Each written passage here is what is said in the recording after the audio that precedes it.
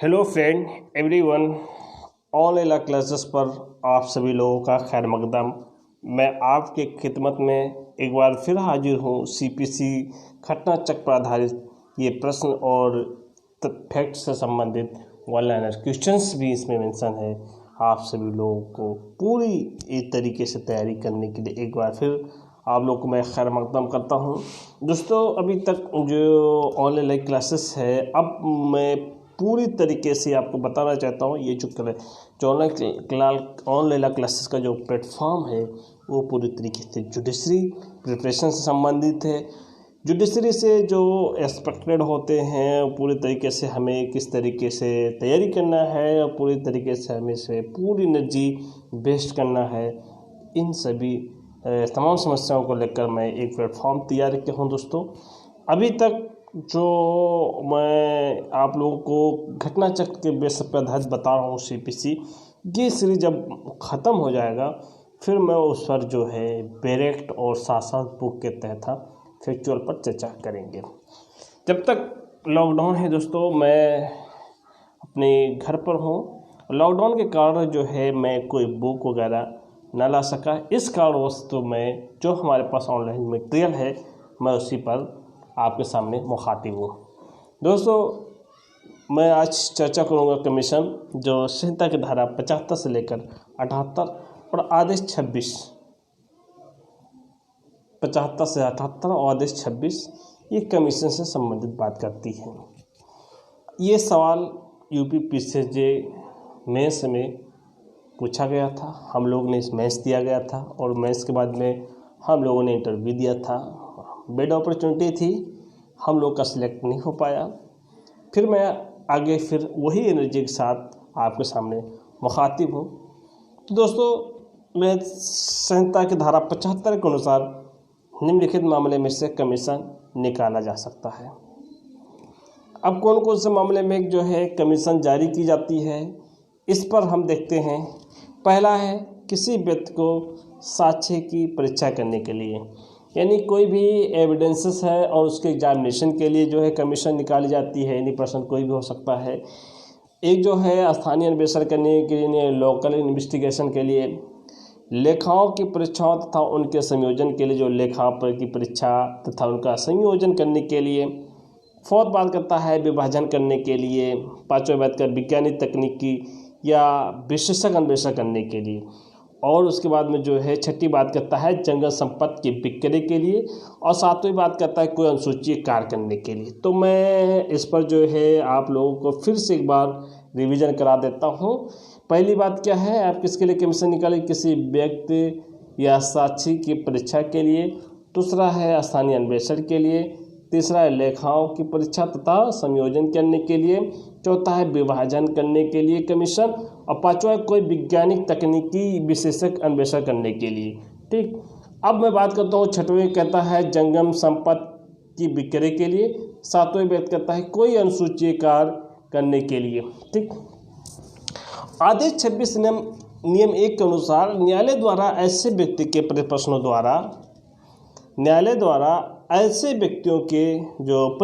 द्वारा अन्यथा परीक्षा के लिए कमीशन निकाला जा सकता है, जैसे हाजिर होने के लिए इस संहिता के अधीन छूट मिली हो। जो कोर्ट में हाजिर नहीं हो सकता है और इस संहिता में बताया गया उन्हें छूट प्राप्त है, तो ये जो है क्या है कारण है, ये देखते हैं कि पहला क्या है, जो बीमारी या उसकी अंग शिथिलता के कारण हाजिर होने में असमर्थ है। बहुत सीरियस पेशेंट है, बहुत ही अंग शिथिलता, उसका कोई कारण जो है, कोई हाथ पाँव कोई ऐसी चीज़ है जो उससे चलने में असमर्थ है, इस कारण जो है आदेश 26 नियम 4 के अनुसार न्यायालय निम्न व्यक्तियों की परीक्षा के लिए कमीशन निकाल सकता है। आदेश 26 और नियम 4 24 रूल 4 के अनुसार न्यायालय निम्न व्यक्तियों के लिए परीक्षा के लिए कमीशन निकाल सकता है। देखते हैं जो कि उस न्यायालय के सीमाओं से परे रहता हो, यानी उस न्यायालय के जो जुरिडिक्शन है उससे वो बाहर रहता हो, उसके लिए कमीशन निकाल सकता है। दूसरा कहता है ऐसे व्यक्तियों के लिए जो कि न्यायालय की सीमा को उस स्थिति से पूर्व छोड़ने वाला हो, न्यायालय की सीमा को पूर्व छोड़ना जबकि उसकी परीक्षा की जानी है। अभी वो जाने वाला है उस जुरिडिक्शन में, अगर जुरिडिक्शन में है और जुरिडिक्शन से पहले कमीशन अगर ना कराया जाए तो ये जुरिडिक्शन छोड़ के चला जा सकता है। ठीक है। तीसरी कंडीशन ये कहता है कि सरकारी सेवाओं का ऐसा व्यक्ति जिसके हाजिरी के लोक सेवा के उपाय के लिए बिना नहीं हो सकता है, यानी सरकारी की सेवा ऐसे व्यक्ति जिसकी हाजिरी लोक सेवा का उपाय किए बिना नहीं हो सकता है, तो इन कंडीशन में कमीशन कराया जाता है। जिन व्यक्तियों को न्यायालय में स्वयं हाजिर होने के लिए विवश नहीं किया जा सकता है, कमीशन उच्च न्यायालय से भिन्न किसी न्यायालय के नाम जिसकी अधिकारिता की सीमा के अंतर्गत उपयुक्त व्यक्ति निवास करता हो तथा प्लीडर उसके अन्य व्यक्ति का नाम निकाल सकता है, ये बात बताता है। ऑर्डर 26 रूल 9 के अनुसार न्यायालय द्वारा किसी विवादग्रस्त विषय के स्पष्टीकरण या संपत्ति बाजार मूल्य के अब निश्चय है या किन्हीं अंतकालीन लाभ या नुकसान या वार्षिक शुभ लाभों के लिए रकम अब निश्चित के प्रयोजन से स्थानीय अन्वेषण की कमीशन निकाल सकता है। तो 26 रूल 9 ऑर्डर 26 रूल 10A के अंतर्गत वैज्ञानिक अन्वेषण के लिए कमीशन निकाल सकता है, नियम 10B के अंतर्गत अनुसूची कार्य करने के लिए। ठीक, अब हम देखते हैं के लिए कमीशन 10C के अंतर्गत जंगल संपत्ति विक्रय कमीशन निकालने के लिए संबंधित उपबंध किए गए हैं। आदेश 26 नियम 11 के अनुसार लेखाओं परीक्षा के लिए संयोजन करने के लिए कमीशन निकालने संबंधी उपबंध किए गए हैं।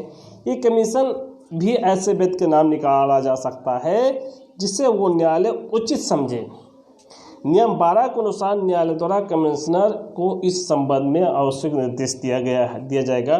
कमिश्नर द्वारा पेश किए गए सभी कार्यवाही रिपोर्ट साक्ष्य होंगे। न्यायालय का भी निर्देश कर सकता है। आदेश 26 नियम 13 के अनुसार अचल संपत्ति के विभाजन पृथक्करण के लिए प्रारंभिक डिग्री पारित करने के लिए ऐसी डिग्री में घोषित अधिकारों को विभाजन के लिए पृथक करने के लिए किसी उचित व्यक्ति के लिए कमीशन निकाल सकता है। नियम 14 के अनुसार जांच के पश्चात कमिश्नर या कमीशन के आदेशानुसार संपत्ति को अंश को विभाजित करेगा। धारा 76 के अंतर्गत अन्य न्यायालय को कमीशन निकालने के संबंध में उपबंध किए गए हैं, यानी इस संहिता में 76 में 2076 में जो है प्रोविजंस प्रोवाइडेड किए हैं। इस ऐसे न्यायालय उच्च न्यायालय नहीं होना चाहिए, जबकि धारा 78 के अधीन विदेशी न्यायालय द्वारा निकाले गए कमीशन के निष्पादन या लौटाए जाने के संबंध में उपबंध दिए गए हैं। धारा 78 के अकॉर्डिंग जो है विदेशी कोर्ट से यानी फॉरेन कोर्ट से निकाले गए कमीशन की एजुकेशन से या उससे लौटाए जाने रिटर्न किए जाने के जो है लेटर में उससे प्रोविजंस में दिए गए हैं। और 77 में क्या है अनुरोध पत्र रिक्वेस्ट ऑफ लेटर के बारे में उपबंध करती है और इसके अनुसार न्यायालय कमीशन निकालने के बदले ऐसे व्यक्ति के परीक्षा के लिए अनुरोध पत्र निकाल सकता है जो ऐसे स्थान में रहता है जो कि भारत के भीतर नहीं है। आदेश 26 नियम 16 के अनुसार इस आदेश के अधीन नियुक्त कमिश्नर निम्न शक्तियाँ होंगी यदि अन्यथा निर्दिष्ट किया गया हो। पहला है स्वयं पक्षकार की या उसकी साक्षी की जिसे कमिश्नर निर्देशित करे, स्वयं पार्टी जो होगी या उसके कोई एविडेंस होंगे जिसे जो है निर्देशित करेगा साथ देने के लिए उन सभी परीक्षाओं करने के लिए। जांच के विषय सुसंगत दस्तावेज जो जांच के विषय में होगा उसमें सुसंगत दस्तावेज अन्य वस्तुओं को मांग सकने वाली उनकी परीक्षा करने के लिए आदेश में वर्णित भूमि या निर्माण भीतर युक्त समयावधि के प्रवेश करने के लिए। ठीक, तीसरा आप देखते हैं प्रश्न कोश भी हम इसको क्लियर कर लेते हैं। ठीक, अब पहला है न्यायालय द्वारा कमीशन किन मामलों में जारी किया जा सकता है। तो संहिता के धारा 75 के अनुसार न्यायालय निम्नलिखित के लिए कमीशन निकाल सकेगा। पहला है किसी व्यक्ति की परीक्षा हेतु, तो सेकंड है स्थानीय अन्वेषण हेतु, थर्ड है लेखाओं की परीक्षा या संयोजन हेतु, फोर्थ है विभाजन हेतु, 5th है किसी वैज्ञानिक तकनीकी या विशेषज्ञ अन्वेषण हेतु 6 शीघ्र और प्रकृत क्षयशील यो वाद के अवधारणा लंबित रहने तक न्यायालय की अभिरक्षा में रहने या संपत्ति का विक्रय किसी अनुसूचीय कार्य करने हेतु। क्वेश्चन है, अन्य न्यायालय को कमीशन निकालने के संबंध में उपबंध कहाँ दिया गया है? तो संहिता की धारा 76 के अंतर्गत दिया गया है। अन्य न्यायालय के जो है कहाँ दिया गया? तो संहिता की धारा 76 के अंतर्गत दिया गया है। संहिता की किस धारा में अनुरोध पत्र संबंध में प्रावधान है और कब निकाला जा सकता है? तो संहिता की धारा 77 के अंतर्गत अनुरोध पत्र कमीशन के बदले ऐसे व्यक्ति परीक्षा हेतु निकाला जाता है जो भारत के भीतर निवास करते हैं। यानी धारा 77 के अंतर्गत जो है अनुरोध पत्र कमीशन बदले ऐसे व्यक्ति की परीक्षा हेतु निकाला जाता है जो भारत के भीतर निवास नहीं करता है। ठीक, अब क्वेश्चन है, विदेशी न्यायालय द्वारा निकाले गए कमीशन के निष्पादन जो लौटाए जाने के संबंध में उपबंध कहाँ दिए गए हैं? तो संहिता की धारा 78 में दिए गए हैं। साक्ष्यों की परीक्षा के लिए कमीशन हेतु उपबंध कहाँ दिए गए हैं? तो आदेश 26 नियम 1 से 8 तक है साक्ष्यों के बारे में प्रोविजंस दिए गए हैं। ठीक, किन मामलों में न्यायालय साक्षी की परीक्षा हेतु कमीशन निकाल सकेगा?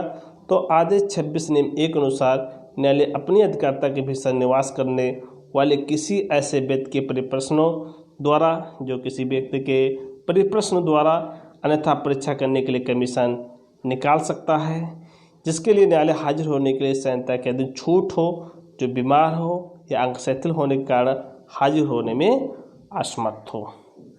दूसरी बात, वो कौन व्यक्ति है जिनकी परीक्षा के लिए कमीशन निकाला जाएगा? तो इस संबंध प्रक्रिया जो है आदेश 26 रूल 4 के अनुसार निम्न व्यक्तियों के लिए क्या है? परीक्षा हेतु कमीशन निकाल सकेगा जो कि न्यायालय की अधिकारिता के स्थानीय सीमा से बाहर का निवासी, जो कोर्ट है और कोर्ट के जो बाउंड्रीज है वो बाउंड्री से बाहर का वो निवासी हो। दूसरी बात कहता है कि कोई ऐसा व्यक्ति जो न्यायालय की परीक्षा किए जाने वाले अपेक्षित तारीख से पहले न्यायालय की सीमाओं को छोड़ने वाला हो, यानी जो न्यायालय का नेक्स्ट तारीख है और तारीख होने से पहले न्यायालय की सीमा को क्या है वो छोड़ रहा हो, उस व्यक्ति कमीशन। तीसरी कहता है सरकार की सेवा के किसी भी ऐसे व्यक्ति को जिसके बारे में न्यायालय की राय है कि वो लोक सेवा जो को क्षति पहुंचाए बिना न्यायालय में उपस्थित नहीं होता है। जो लोक सेवा को क्षति पहुंचा रहा हो और पहुंचाए बगैर न्यायालय में उपस्थित नहीं हो सकता है, तो न्यायालय ऐसे व्यक्ति को क्या है कमीशन जारी कर सकता है। और उसके बाद में कहता है कि कमीशन के अधीन लिया गया साक्ष्य वाद में साक्ष्य के तौर पर क्या है कब किया जाएगा? तो आदेश 26 नियम 8 के अनुसार ऐसा साक्ष्य उस पक्षकार की सहमति के बिना जिसके विरुद्ध दिया गया है तभी ग्रहण किया जाएगा जबकि वो व्यक्ति जिसने साक्ष्य दिया है न्यायालय की अधिकारिता से परे या उसकी मृत्यु हो गई हो, वो बीमारी या शिथिल कारण व्यक्तिगत रूप से परीक्षा किए जाने के लिए हाजिर होने में असमर्थ हो या समय की व्यक्ति उपस्थिति जो है छूट प्राप्त हो या जिसे लोक सेवा की क्षति बिना न्यायालय में हाजिर नहीं हो सकता है। ठीक, अब बात करता है स्थानीय अन्वेषण के कमीशन के संबंध में उपबंध कहाँ दिए गए हैं? तो आदेश 26 नियम 10 के अंतर्गत दिए गए हैं। कहाँ दिए गए हैं? आदेश 26 नियम 10 के अंतर्गत दिए गए हैं। किन परिस्थितियों में स्थानीय अन्वेषण के लिए कमीशन निकाला जा सकता है? तो आदेश 26 नियम 9 के अनुसार विवाद किसी विषय के विभेदीकरण या संपत्ति के मूल बाजार के या किन्हीं अंतःकालीन लाभ नुकसान के लिए वार्षिक शुद्ध या लाभों की रकम या अनिश्चय प्रयोजनार्थ स्थानीय अन्वेषण के लिए कमीशन निकाल सकता है। क्वेश्चन, वैज्ञानिक अन्वेषण स्वीकार करने तथा जंगम के विक्रय कमीशन संबंधी विक्रय का उपबंध कहाँ दिया गया है? तो संहिता के 26 नियम 10A 10B 10C में क्रमशः वैज्ञानिक अन्वेषण अनुसूची का तथा जंगम संपत्ति का विक्रय के लिए कमीशन के संबंध में उपबंध दिए गए हैं। लेखाओं की परीक्षा करने के लिए कमीशन संबंध उपबंध कहाँ दिए गए हैं? तो संहिता के आदेश 26 नियम 11 और 12 के अंतर्गत दिए गए हैं, यानी संहिता के 26, 11 और 12 के अंतर्गत दिए गए हैं।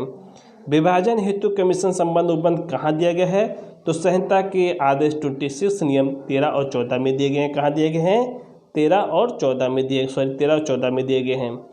संहिता के अधिनियम 13 में क्या कहता है? तो संहिता के अधिनियम 13 में ये उपबंध करता है कि यदि विभाजन करने के लिए कोई प्रारंभिक डिक्री पारित की गई हो तो ऐसी डिक्री घोषित अधिकारियों के अनुसार न्यायालय किसी उपयुक्त व्यक्ति का नाम विभाजन पृथक करने हेतु कमीशन निकाल सकता है।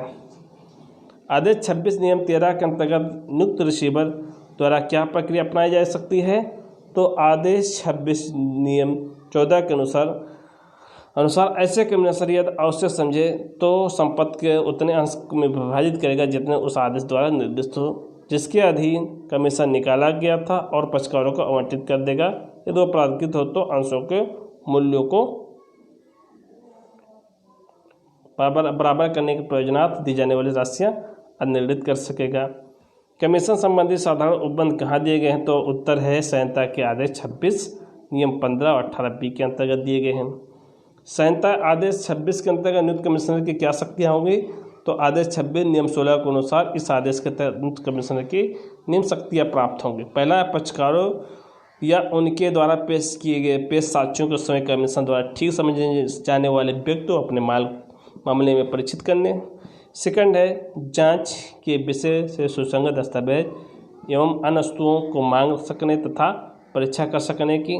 थर्ड है, आदेश में वर्णित किसी भूमि में या निर्माण भीतर युक्त समय प्रवेश करने में। क्वेश्चन है, कमिश्नर से समस्त साक्ष्यों की हाजिरी, उनकी परीक्षा, उनके प्राथमिक या उन पर आरोपित साक्ष्यों के संबंध में वो कमिश्नर किस प्रकार न्यायालय विशेष समझा जाएगा? तो संहिता के आदेश 26 नियम 17 के अंतर्गत इन सभी के संबंध में सिविल न्यायालय समझा जाएगा। क्या कोई कमिश्नर सिविल न्यायालय की साक्ष्यों के शासित आरोपित है? उत्तर है नहीं। ऐसे स्थिति में वो कमीशन जारी करने वाले शासित के संबंध में केवल आवेदन कर सकता है और कमीशन जारी करने वाले न्यायालय के शासित आरोपित कर सकता है। क्वेश्चन है, क्या आदेश 26 के उपबंध डिक्री या आदेश के निष्पादन की कार्रवाइयों को लागू होगा? तो उत्तर हाँ, आदेश 26 नियम जो है 18A के संबंध में स्पष्ट उल्लेख करता है। क्वेश्चन है कि कमीशन लौटाने की तारीख कौन नियत करेगा? तो आदेश 26 नियम 18B के अनुसार कमीशन निकालने वाले न्यायालय कमीशन लौटाने की तारीख नियत करेगा। बिना पर्याप्त हेतु तथा लेखबद्ध कारणों से प्रकार नियत की गई तिथि बढ़ाई नहीं जाएगी। क्वेश्चन है, विदेशी अधिकरणों के प्रेरणा से निकाले गए कमीशन के संबंध में उपलब्ध कहाँ किए गए हैं? तो आदेश 26 नियम 19 से 22 के अंतर्गत दिए गए हैं। दोस्तों, मैं अपनी वीडियो यहीं स्टॉप करता हूँ और आप लोग मेरे साथ बने रहें। Thank you.